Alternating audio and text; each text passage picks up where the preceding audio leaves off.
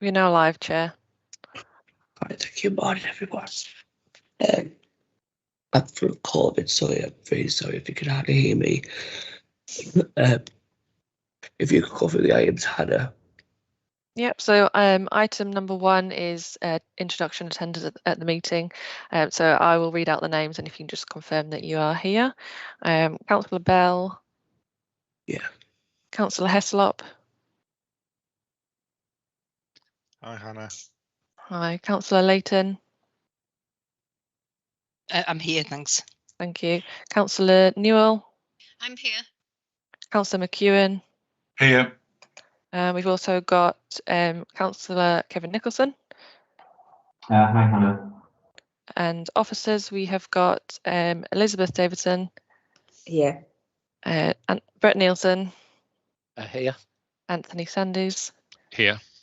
And I've got apologies from Councillor Barch.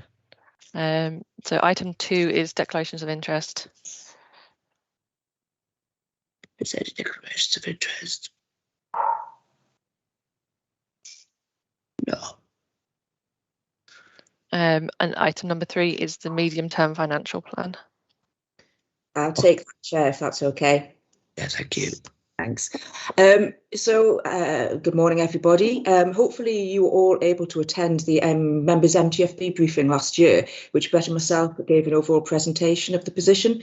Today is really about answering any questions or queries you have, which are in general, I suppose, or in particular specific questions with regard to the areas under this committee's remit. And just so there's no confusion, because there was a little bit last year, it's for this committee to forward any views or comments it may have on the medium-term financial plan, and in particular those in relation to the services and finances specifically in the remit of this committee, back to the Economy and Resources Committee on the 20th of January. At this meeting, all views for all committees will be noted and an overall response will be forwarded to Cabinet for consideration when they propose the final MTFP to full council in February. Before we go into questions, however, I would like to update you on the finance settlement which we received before Christmas and was subsequent to this draft MTFP. The council tax and preset levels do remain as expected at the 2% and 1% respectively, and it is assumed they are increased at this level as they are included in the core spending power figure the government has announced. Also, the 1.5 billion additional funding announced in the autumn statement is being split. There's 822 million for services grant, which is not ring-fenced, but there's also 636 million for social care specifically. Now, Darlington's allocation is 1.579 million and 1.162 million respectively, so it's slightly higher than the 2.7 million members will see that we estimated in the MTFP. We've been told that the services grant is just a one-off year grant while they review the finance system, and it won't be included in any baseline for protections if funding was to drop in future years. Good news is that they've also extended the new homes bonus for another year. As we had a really buoyant house building market last year, it should net us about £1.4 million above anticipated.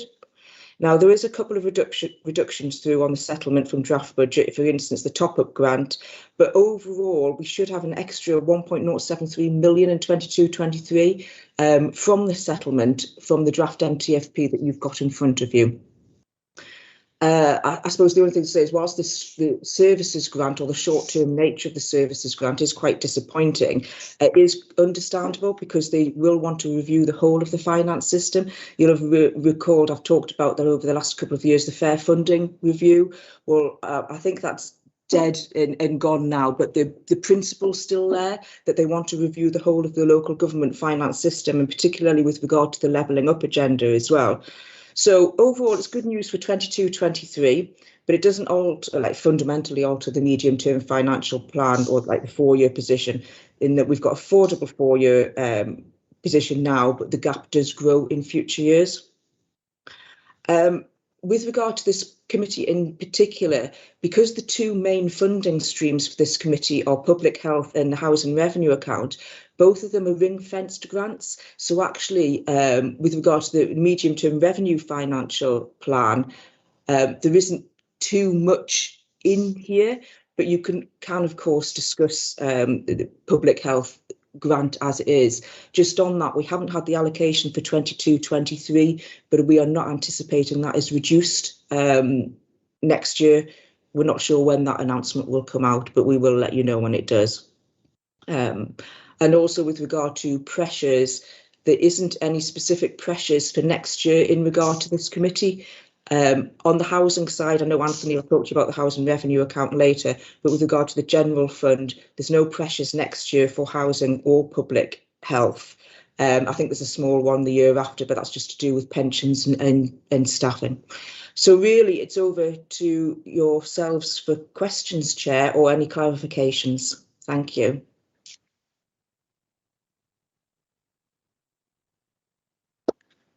Any questions for anyone?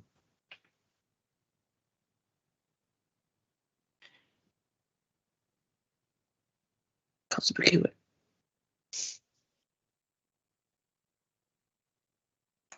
Yeah, just on public health grant. When is that? When is the announcement due?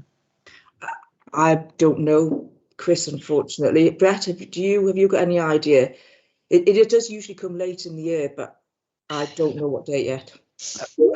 We don't know for definite, Councillor. Last year they were really late and didn't get announced till March time, which obviously isn't great. But I think last year was later than it had been in previous years. I think previous years it had come just after the Christmas New Year period.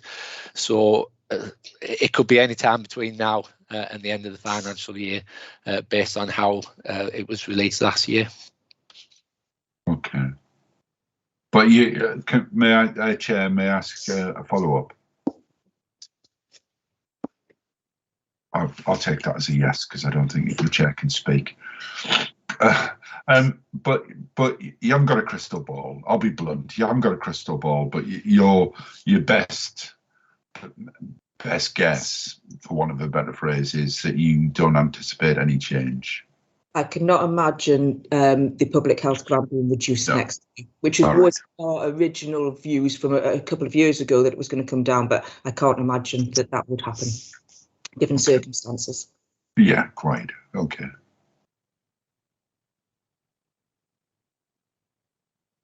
there any other specific questions? No.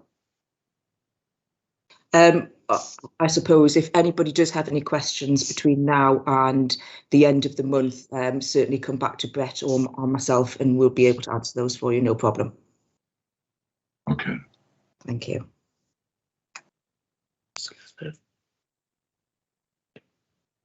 Should we move on, Chair, maybe to the next item? Sorry, I'm very conscious of you. Yeah, if you could, please. Yeah.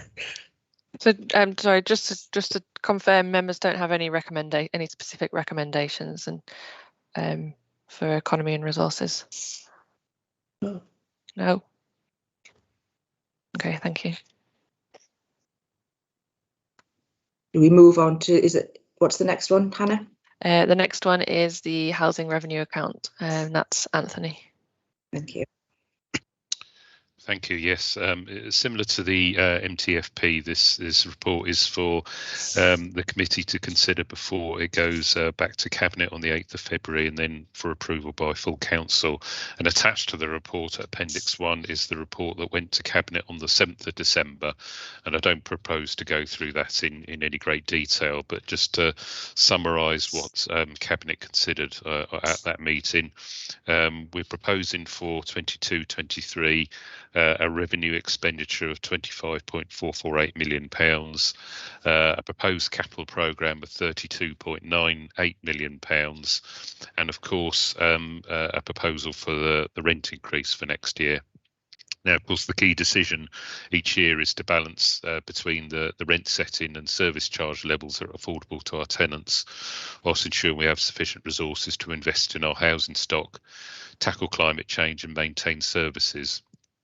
Now, we have the discretion each year to increase rents by the Consumer Price Index plus 1%, and normally that doesn't present us with any difficulty because traditionally CPI has been at fairly low levels for the recent years. But for this year, CPI is 3.1%, which means for 22-23, members can decide to increase rents by up to 4.1%.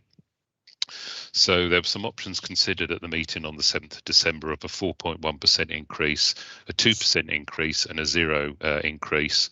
And taking into account the current economic pressures facing our tenants and balancing this with the need to deliver our ambitious capital and energy efficiency programmes, an increase of 2% was recommended, subject, of course, to consultation with our tenants. This would give an average of £1.64 each week increase. And it was also recommended to increase the service charges by an appropriate inflationary amounts. So the revenue budget that were proposed is given at Appendix 1 to that report, the Housing Business Plan at Appendix 2 and the Capital Programme at Appendix 3. We are currently out to consultation with our tenants, and we'll also consult our tenants panel on the proposals, not just for the rent increase, but also for the expenditure. And obviously we will take into account those views and the views of this committee whilst preparing the report for Cabinet on the 8th of February. So if that's okay, I'll take any questions, Chair.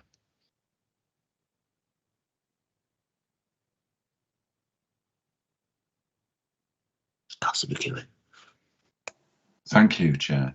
Thank you, Anthony. Has there been any initial feedback? You've started some consultation. Any initial feedback or emergent views from consultation? Nothing so far that I can feedback yet. Okay. Councillor Newell. Thank you, Chair. Paragraph 34 refers to improvement to external wall insulation. And this is a problem on the Lascelles Park estate, where there are a number of houses which simply have a single brick under the front window, resulting in loss of energy. I just wondered, I should mention that I have made representations on behalf of tenants, and I think I've managed to get one person sorted out. So I just wondered, will this be a programme, or will needs be dealt with on an individual basis, because it's unclear? All of these works are under a programme, Councillor Newell, and obviously we will prepare that programme for next year. I mean, we're currently preparing to tender for a stock condition survey to be undertaken, which is due, and that will obviously look at external wall insulation as part of that stock condition survey. And then there'll be some more detailed work to follow that. But of course, if there are any individual properties that are suffering particularly, then obviously if you can highlight those to us, and we'll look at those. Okay, thank you very much. I do have one other question, which again relates to Lascelles Park. We've had a number of complaints from residents about problems with the contractors who are installing the external doors. I just wondered if these had been resolved, because it's difficult. We get a lot of queries as councillors, and if it has been resolved, then I would hope the queries will go away and we won't have to get in touch with officers anymore. I'm not aware of any particular problems, but obviously if you can give me the details, maybe after the meeting, I'll have a look at those. Okay, I will do that. Yeah, certainly. Yeah.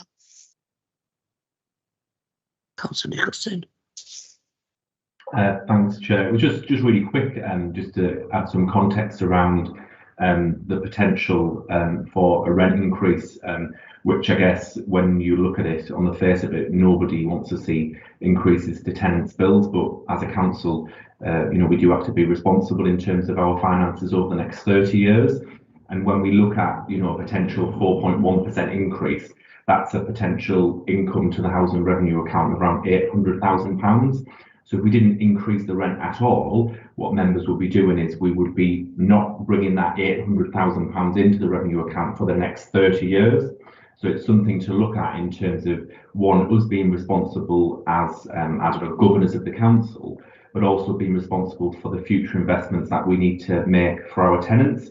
So I think a 2% rise takes into consideration our responsibilities as councillors of a local authority, but also as representatives of people who perhaps might be in difficult circumstances.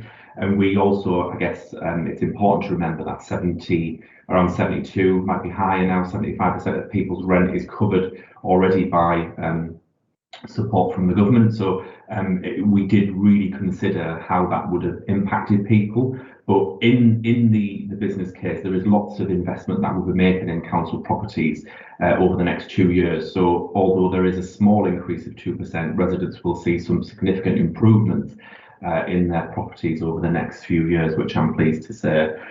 Just on Councillor Newell's point about it's not entirely clear where the money's being spent, you'll know in previous years, you've been on this committee a long time, it usually lists where the areas are going to be. And I specifically requested that that was removed simply because during COVID, we might have to find that given pressures on workforce, material costs, we might have to at short notice change those operationally to maximise the amount of impact we have on works, and also maximise the amount of money that we might save in terms of procuring materials.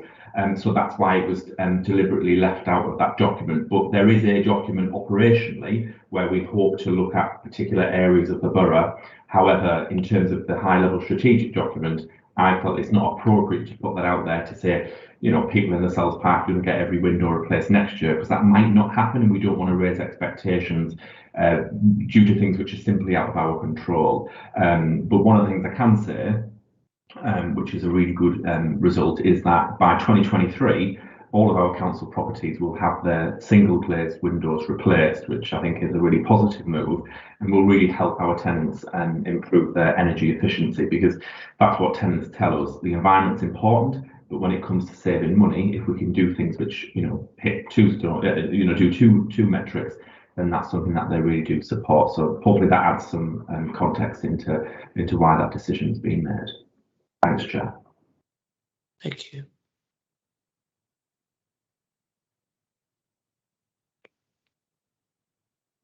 Any more questions for anyone?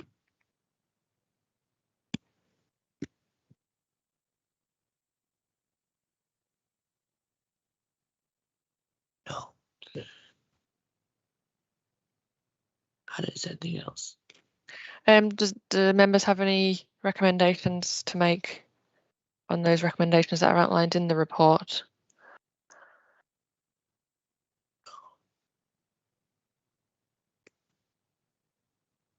No comments? No. No.